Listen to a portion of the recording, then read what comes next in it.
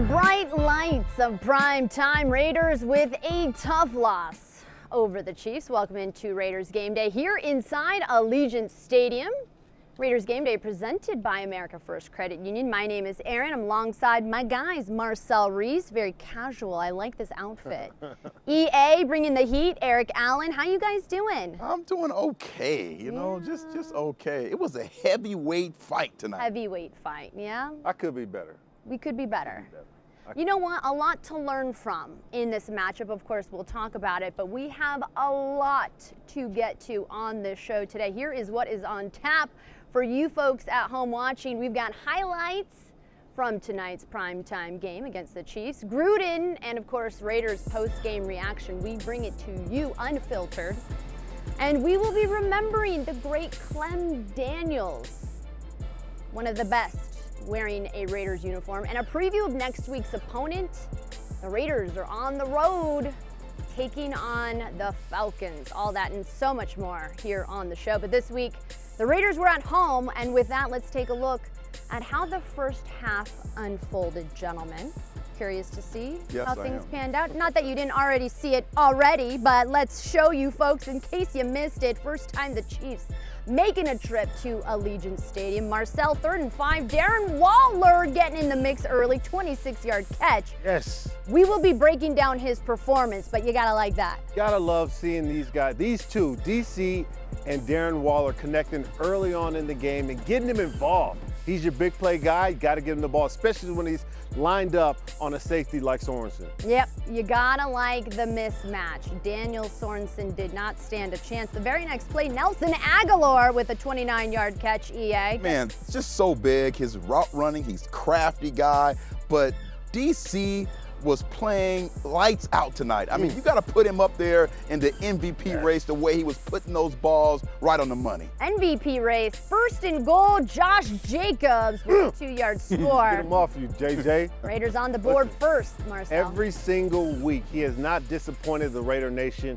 He gets in there. When he's close in there, there is no denying JJ, and you gotta love it. We love seeing it every single week. He has to get more touches. You can't say it enough. 2 rushing touchdowns last week. As the Chiefs' ensuing drive, 1st and goal, Tyreek Hill getting in the mix with a 3-yard touchdown catch, EA. Moving on, Raiders' ensuing drive, 1st and 10 in the red zone, Nelson Aguilar. Just unbelievable. And again, Derek Carr, knowing time is running out, gets him to jump off sides, throws another accurate ball in the back of the end zone for only his guy to get. These two have a great chemistry. The combination of Nelly and DC working magic tonight. Nelly said, give me 6. Chiefs ensuing drive, 2nd and goal. Give it to the running back, the 3-yard score. Bad PI call earlier on Damon Arnett, which the Chiefs ended up capitalizing on it. 1st and 10. How about this man, Derek Carr, with the 14-yard catch, breaking a couple tackles, setting up a Daniel Carlson field goal, Marcel. But you like it when every single player gets in the passing game. It's just plays like this that show DC is extremely comfortable in John Gruden's play calling and scheme right now. Yep, Carr threw to 7 different receivers in the first half alone, and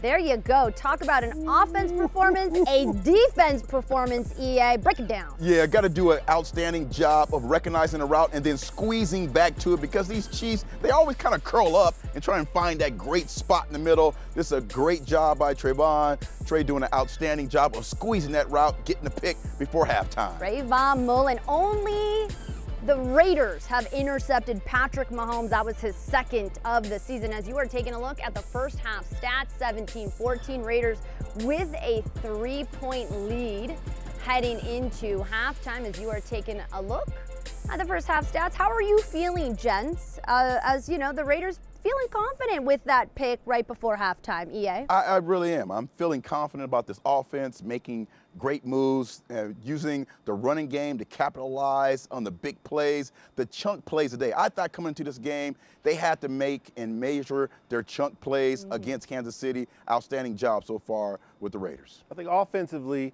we did a phenomenal job of protecting the ball. We had 0 turnovers in the first half, controlled the clock, the time of possession, as you always love, Costco. Do love it. But more importantly, our defense, 2 weeks in a row, came up huge at the end of the half when we weren't getting the ball back. Last week against Denver, having the big interception, and this week against the Chiefs, having a big interception in the red zone. Not just getting the turnover, but where they made the turn, creating the turnovers at the end of the first half. Yep, saving the lead heading into the half as the Raiders were up by 3.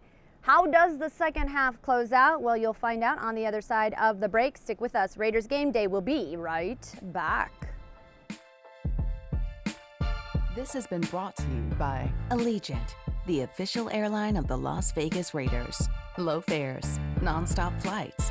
Book now, only at Allegiant.com. America First Credit Union, the official credit union of the Las Vegas Raiders. Coors Light, an official beer of Raider Nation made to chill. Cox, proud partner of the Las Vegas Raiders.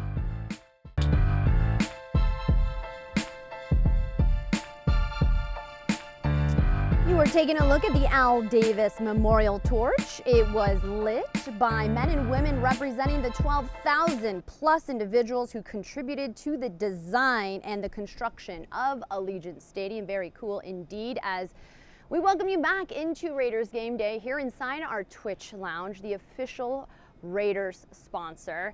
The Raiders were up by 3 heading into halftime. And speaking of 3, this is the 3rd straight year the Raiders faced the Chiefs after a bye. Coincidence? Maybe not. I don't know.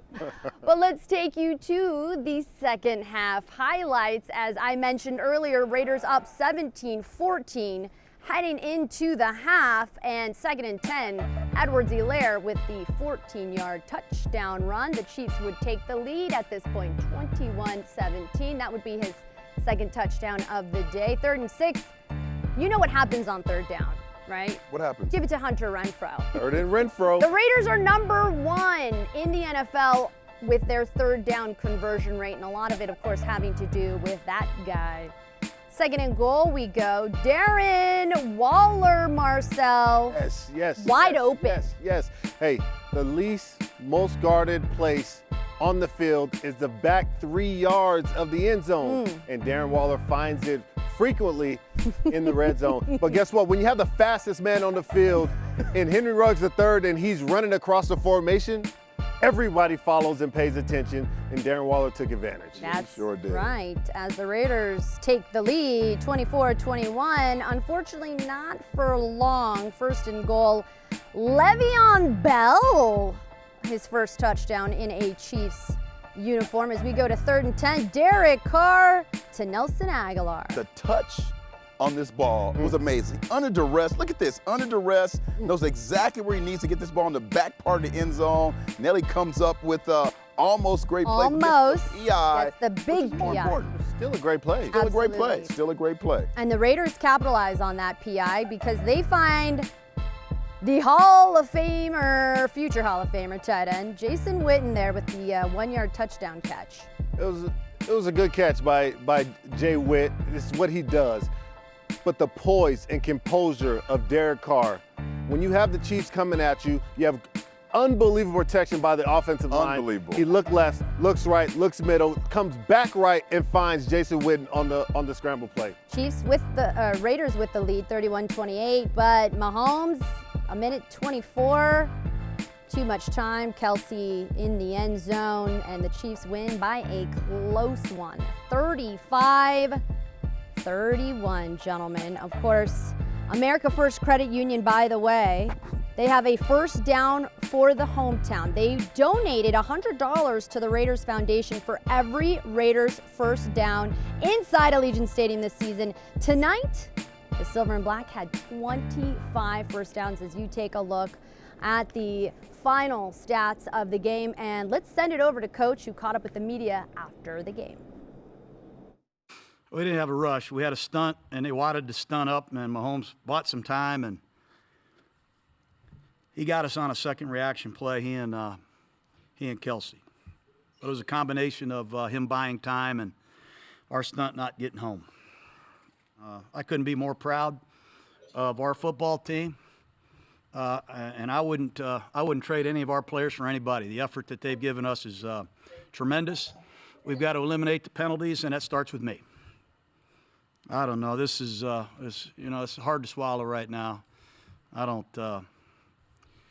have anything to say about that. I don't know where we rank, but we're giving great effort. We've got to get some people back out on the field playing. Hopefully we can. We've got 6 or 7 more weeks guaranteed to us that we can hopefully take advantage of. And we will show you where the Raiders are sitting in the AFC a little later in the show. But what did you guys take away from what Coach felt in that moment, Ian? Frustration, because I think everyone knows that at some point you have to win this tight football game. Yeah. And offensively, you're punch for punch. You're knockout punch. Mm-hmm. You're thinking that you go down under 2 minutes, you score a touchdown, that should be it. But the great Mahomes finds a way to win the game. But you have to be extremely excited about this football team, time after time, overcoming adversity, overcoming obstacles. Really proud of this football team. When I'm listening to Coach, what I hear is a man who loves football, who's extremely competitive, and a man who loves to win. Mm-hmm. And he doesn't like anybody else in the AFC West either, and I feel him on that front.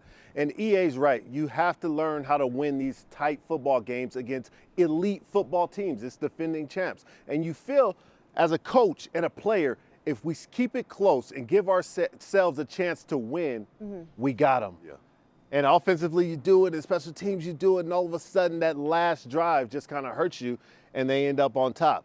Yeah. So it's just, like Coach said, it was the best way. It's a hard pill to swallow. It just seemed like the team that had the ball last was going to be the victor, as they were trading touchdowns with the reigning Super Bowl champs. All right, well, we will do an offensive breakdown when we return. We're going to talk Raiders. Oh, don't go anywhere. We are here inside Allegiant Stadium. We'll be right back. Presented by America First Credit Union, the official credit union of the Las Vegas Raiders.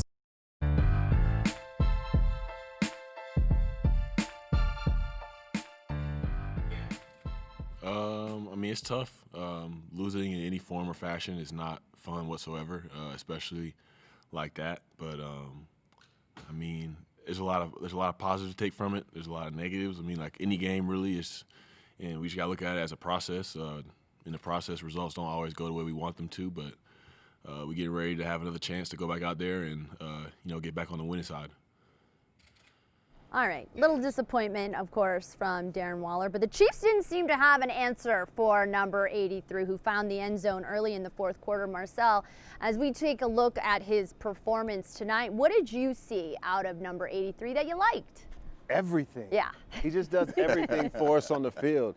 And it's easy to point out when he catches the ball and when he does with the ball in his hands after he catches the ball, the yak, the high point ball. But what I'm really impressed about Darren Waller, when you start having success in the passing game, you sort of forget about everything else. You forget about the run game, the pass protection, but he doesn't. He does everything for this team on the offensive end of the ball. He's blocking at the line of scrimmage. He's blocking. He blocked on that Carr run. You saw him. You saw, yeah. And that's what's fun to see. You see this athletic playmaker doing everything for your team in the blocking game as well. Yeah, explosive player, and there's not a guy on their roster who can cover him when they came in. Yes. And there's still not a guy on their roster who can cover this guy. He's a tremendous player. He's ready to emerge into that top tight end in the league. And when a guy who's the top, Kelsey, comes into your building, you got to continue to show him who's the next guy in line. Oh, it's the game within the game. Exactly. Oh, yeah. You know what routes he's running. You know how many catches he has. Yes. And you want to make sure you put your stamp on it. Like, hey, I'm right here. No one can cover me. And when the ball comes my way, I'm going to show up time and time again. Yes. Just he has just so many aspects of his game. He can line up wide. He can line up inside. He can go in motion. Just so many things. In the red zone, he's a beast because he's just so athletic. So, again, it's the next phase of that great tight end position, and we have him here in Las Vegas. It's fun to watch him, just how he operates on the field as we see the comparison of Kelsey and Waller right now. But it's fun to see him as he operates and how he carries himself around the field. I know I've been there where you feel like, listen, no matter who lines up against me, I got him. If he's smaller than me, I'm bigger than him, and I'm boxing him out and playing basketball on grass. If he's bigger than me, I'm going to run right by him and make him feel like a little boy. It doesn't matter what it is. Whoever lines up against me, I have them. It's just that just elite mentality where you just feel superior confidence against anyone on the field. This is a great point because in the course of your career, you want to get to that point where you are the man and you feel like when you walk on the football field, there's nothing anyone can do. I have control of whatever happens on this football field. Not everyone gets that. Yeah. There's you speaking from experience, EA. You speaking from experience. Thousands of players play this game, but only a few are able to walk on the field and kind of dictate that tempo. Interesting. And I feel like we'll be watching the Waller versus Kelsey going toe-to-toe, you know, because it's interesting that you mention it, EA, that when you know someone like a Kelsey is coming into your building, you pay extra attention to what they might be doing. Interesting. EA, who is that DB for you? It was Prime. Okay. Yeah, whenever me and Prime matched up, I like that. I had to get the best of it. You hear him, Prime? That's my guy too. And it is extra impressive because, like you mentioned, Waller is blocking on the edge. And when you have Incognito not available, when you don't have Brown available, you imagine that the Raiders are trying to find different ways to move the ball forward when you're missing some key guys up front. Yeah, for sure. And we're a power running football team. Yes. They're a finesse team. So they're going to have Kelsey in more situations where he's flexed out. He's a pass first guy. Again, Waller's getting all these catches. And we're a running football team. Yes. So again, once those guys get back, those linemen get back, watch out. It's one of those reasons why Jason Witten was an important signee for us as a team to help Darren Waller become that imposing run blocker and pass protector for DC as well. When you're playing in a Tom Cable designed run game and run scheme, you know you're going to have those hard-nosed plays where you just got to run through someone's face mask as a blocker. But as a playmaker, you want to make sure that you stay on the field because if you can't do it, Cable's getting you off the field. And he has transformed his game into being that all-around tight end that is irreplaceable and has to be on the field for all 4 downs. And it seemed like the Raiders were weak a little, or excuse me, the Chiefs were weak in terms of defense in the middle of the field, which is what Waller likes to exploit. Speaking of defense, we're talking Raiders defense on the other side of the break. Stick around. Raiders Game Day will be right back.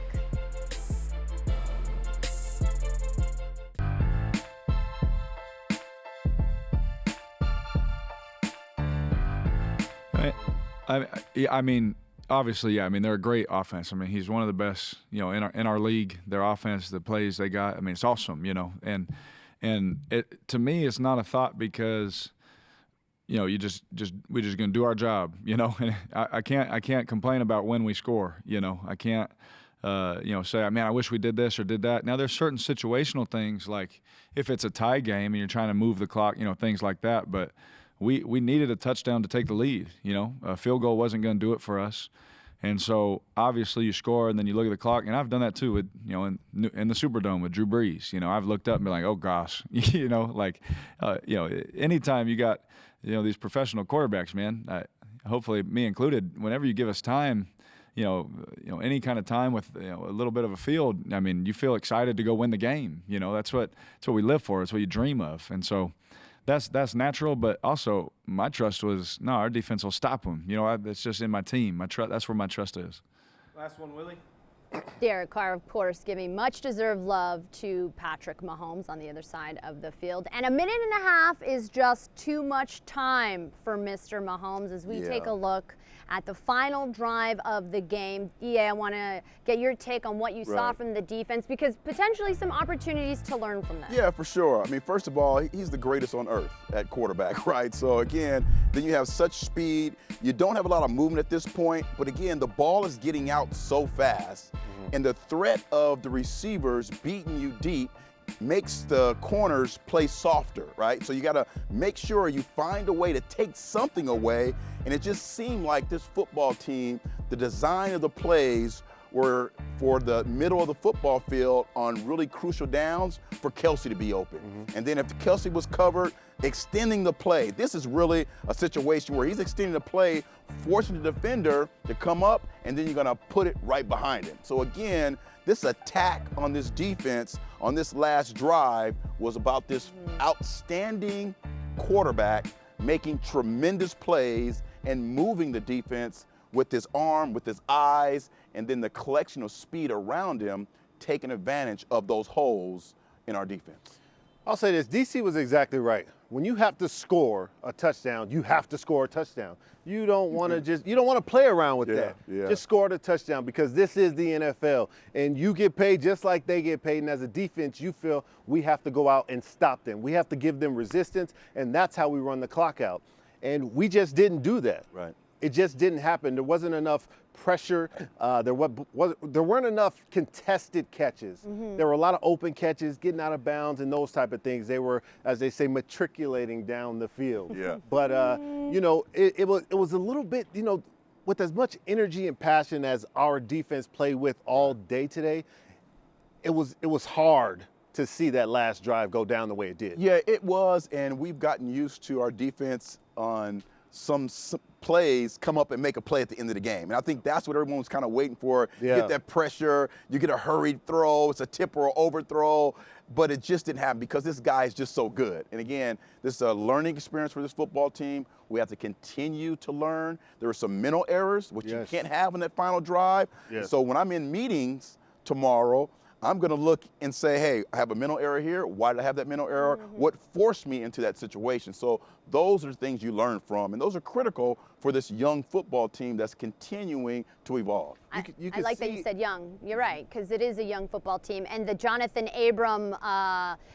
was it unsportsmanlike conduct that, you know, garnered the 15 yards? Right. And so, you know, those are maybe the mental errors that are promising to see from a young team that there's only going up from here. Right. Sorry, Marcel, I didn't want to. No, you're exactly right. And keep it on the theme of being a young team and a young defense in particular, you are going to learn from these experiences where you don't start pressing. You feel a lot of guys start to press and say, we almost have the Chiefs. We can sweep the Chiefs if we beat them right now. And guys are starting to think about it, starting to feel it. They feel it in their bones once they see that last touchdown happen. And they start to press a little bit, start to do a little bit too much, start to do someone else's job. And in those situations, when you start to keep your composure as you start to get more and more experience, and when you keep that composure, you don't press anymore. You do your job, you play sound football, fundamentally sound football, and that's how you win the game. 11 guys doing their job the way it was designed to do. Yeah, the juice is very important. Yeah. But the juice with uncontrolled aggression is not good. So the two things you really try and focus on is 2-minute and red zone. Those things really don't change in football because they, you know, you go over them every. So as a defender, you want to really study 2-minute. You want to study red zone. So when in those situations, it slows down. So you start to understand because they can't be moving all around, right? 2-minute, you run 2-minute every year. Yes. The same 2-minute. So if you start to focus on those little things, it slows down and you begin to make plays. Well, and this was a defense that didn't come to practice all week because they were being extra cautious in regards to COVID safety protocols. So that's another addition to being a young team and having to manage and be well composed against a very tough Chiefs team. We will be right back. Week 11 roundup when we return. Presented by San Manuel Casino, official Southern California casino of Allegiant Stadium.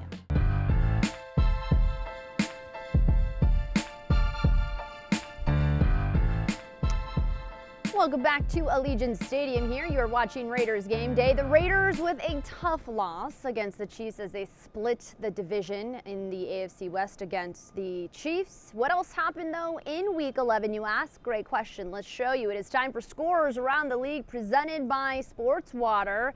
And the Saints win big 24-9 in Taysom Hill's starting debut, by the way. Alex Smith getting his first W since suffering that leg injury 2 years ago. And the Steelers, hello, 10-0 for the first time in franchise history. Gents, as you take a look, what stood out to you in Week 11? Again, the Steelers. I mean, The Steelers. 10-0. My goodness. And the first time that history of that football club. They've had such great defenses, but right now, Mika Fitzpatrick is playing great. Joe Hayden is playing ball. Defensively, they're well coached.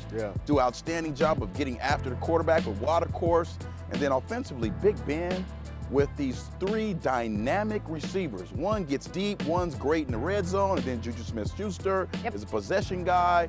They have everything. They're a perfect record, but they haven't played a perfect football game yet. They still have a lot of room to grow, a lot like us. Mike Thomas doing a phenomenal job. When I'm looking at this scoreboard, I'm looking at the Tennessee Titans and the Baltimore Ravens game. 2 teams on the opposite ends of the spectrum right now, going opposite directions. We have Baltimore, who loses another game. I believe it's a 3rd in 4 weeks. And Lamar Jackson struggling. They're criticizing each other, and now they fall into 6 and 4. But Tennessee, that team frightens me a little bit. When you have a team like that that controls the time of possession by imposing their will, they have an elite runner, possibly the second best runner in the game, only to our runner in JJ. But they impose their will, control the clock, and have a well-coached defense. Those types of teams make huge and far runs in the playoffs. So they frighten me a little bit. Yeah, the coaching staff is great. I mean, it brings the energy, brings the fire. The team is always pumped up. There's always a chip on their shoulder. And so, yes, no matter what happens, EA, they run the football. They run the football.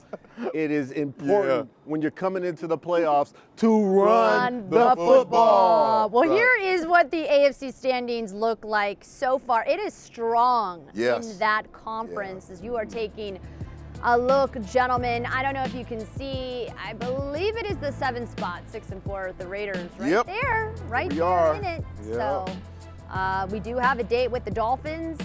Still a long way to go, Erin. Still a long way to go. And I mentioned the Dolphins not in the next 4, but here are our next 4, gents, as you take a look. The Falcons, the Jets, the Colts. Yikes. Chargers. Any of these games kind of make you a little nervous?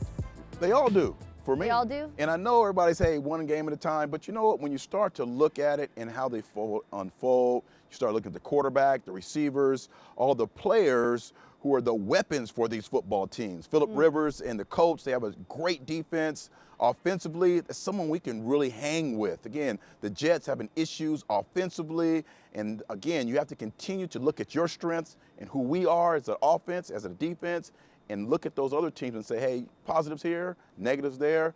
But it looks like we can go on a little run here. That's important. Like you say, we have to go on a run right now. That's extremely important for us. And the next game is always the most important game. That's the big picture attitude. The next game is the most important game. You want to continue to stack wins right now. You never get too high over a win, never get too low over a loss. Tonight didn't end the way we wanted it to end, but right now is the time to start going on a run. Stack the wins, every last one of them. And we'll talk about next week's opponent in the Falcons a little later in the show, but coming up next here on our show, under further review, Marcel and EA chop up some topics around the league. We'll be right back. Don't go anywhere.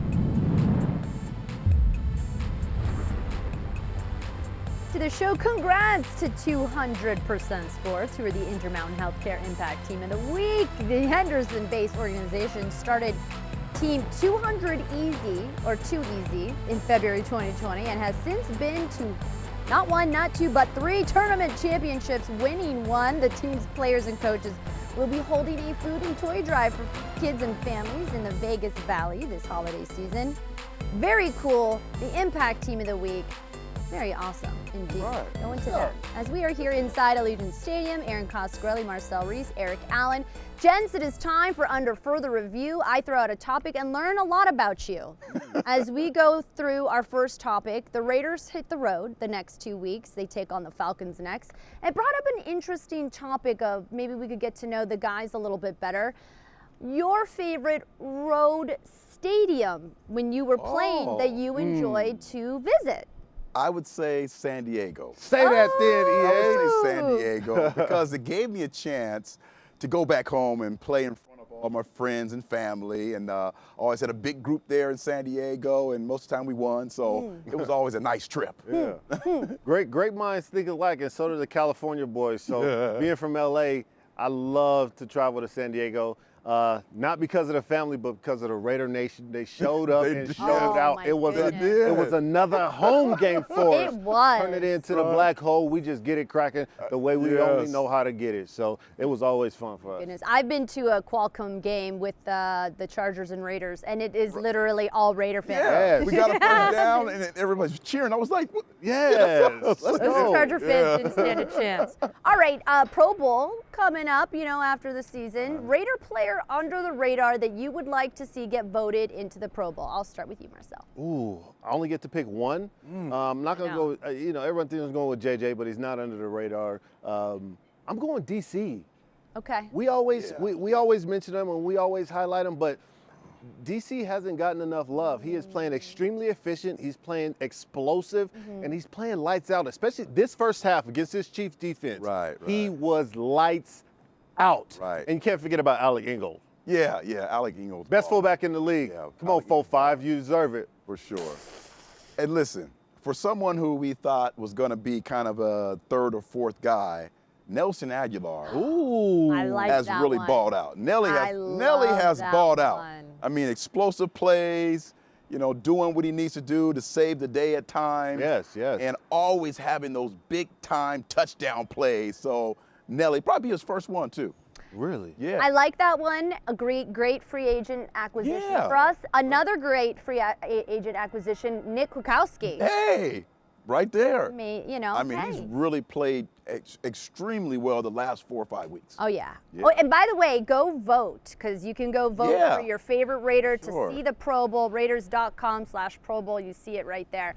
Make sure to go vote for your favorite Raider.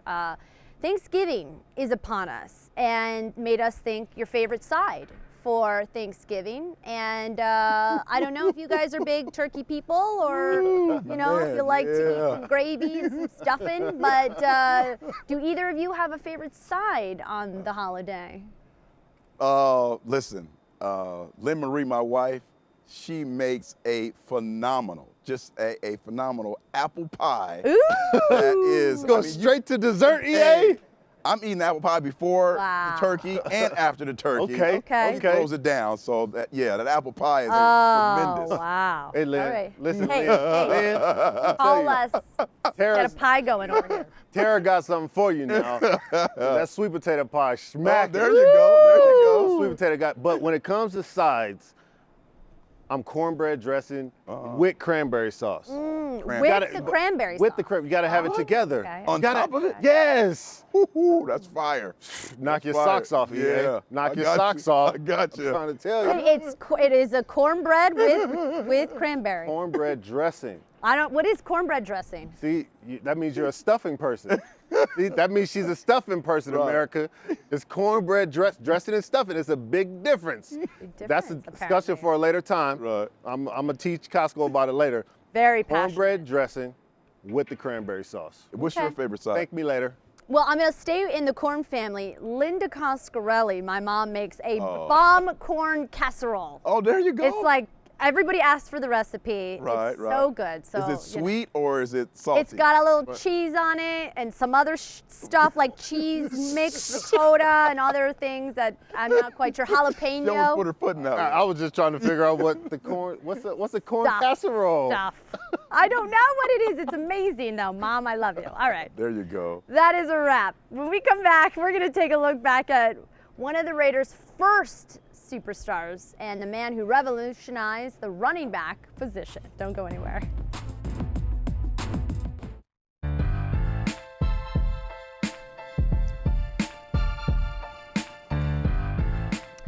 Week 11, the Chiefs came to town for the 124th meeting against the Raiders, the AFC West foe, a rivalry that goes back several years. And speaking of going back in time, before there was Mark Van Egan, Bo Jackson, and Marcus Allen, there was a guy by the name of Clem Daniels. After a season with the Dallas Texans, Daniels was released and signed with the Oakland Raiders in 1961. From 1961 to 1967, Clem revolutionized the way the running back position was played with his pass-catching ability, his speed, and his agility. The four-time All-Star was one of the first superstars of the Raiders. Daniels is the American Football League's all-time leading rusher, a pillar of the community, and a champion for equality. My first year when I was with the Texans, they didn't want me to play as a running back. 1961, he was released by the Dallas Texans, who are now the Kansas City Chiefs. They had him playing defensive back, and we used him as a running back, and he became a real great runner for the Raiders. So. Daniels finds a lane at left end for 41 yards. He's a tough nut to tackle, you know. He had the moves, he had speed, he had quickness. He was a tough blocker. He could get in there real close to the guy and like attack. Didn't overpower him, but kind of finessed him. Clem was just a great football player. But when Al got him, he saw initially what he was, put him at left halfback, and he excelled, particularly catching the ball, but also running the ball. He was a dangerous tool of his pass-catching abilities coming out of the backfield. Beating my linebacker was not my objective. Beating the safety was my objective, see, because I knew I could beat the linebacker. If I could get to the linebacker, if I could get up on him and burst behind him. He was about 215, could run like a deer. One of the big things that Clem could do. He was a very effective pass receiver. He was one of the first brilliant running backs in the early days of the AFL, and he was certainly the signature running back in the first decade of the Raiders' history. Clem could play in this day and age and be a star because he was built like the running backs of today, and he had all the abilities. Clem Daniels was without question the best complete back in the American Football League. Clem still ranks third all-time in rushing in team history and 12th in receiving yards. Marcel, I ask you, what does Clem mean to not only the Raiders organization, but to pro football as a whole? Man, he's just one of those guys that just was a pillar for the industry of football and also the Raider organization. Clem was a phenomenal guy. We unfortunately lost him last year, but he was one of those guys, when I first came in, he was always around. And no matter what type of event it was or what was happening, Clem was one of those just guys that had a smile on his face all the time. Will talk to anyone. If you talk to him, will give you unbelievable advice. And you know, I heard so many stories about him from Willie Brown and the late, great Al Davis as well. I was also one of those guys that Al had a vision for, and he saw you play, and it was one of those things where he said, you're going to be this position. And for me, just like Clem, it was the running back position, fullback position, and it worked out. Right. And Clem was just a phenomenal guy, stood up for equality and a pillar for our organization and football. Yeah. Clem is what we call a drop guy, okay? That means that you can drop him in any era of football. He's going to be effective. And again, you talk about Roger Craig, the great Marcus Allen, all the running backs that were dual threat guys that you had to build a game plan around. He was that guy in the 60s. So again, I love these kind of football players. You can drop them on the field and they're going to be successful. They're going to be an asset to your football team, whether it's blocking, catching, running, tackling. You heard for the Texans, he played DB. So again, you got to be nice if you're going to play some DB in the National Football League. So again, he's one of those drop guys, the kind of guys that when I was a young father, and I had my sons, I just wanted them to be good football players, right? Everyone looks upon that now and says, hey, I want you to specialize. It's not about specialize. You want to be an effective, versatile football player in every sport. Basketball player. You want to be able to dribble, dunk, do everything. So Clem is that kind of football player. We can drop him in any era and he can be successful. Absolutely. Very cool indeed. And it's Josh Jacobs taking the load from him, obviously wanting to be that all-purpose back and catch passes as well in the backfield. All right, coming up next on the show, we're going to preview next week's opponent for the Silver and Black. Stay tuned. We'll be right back.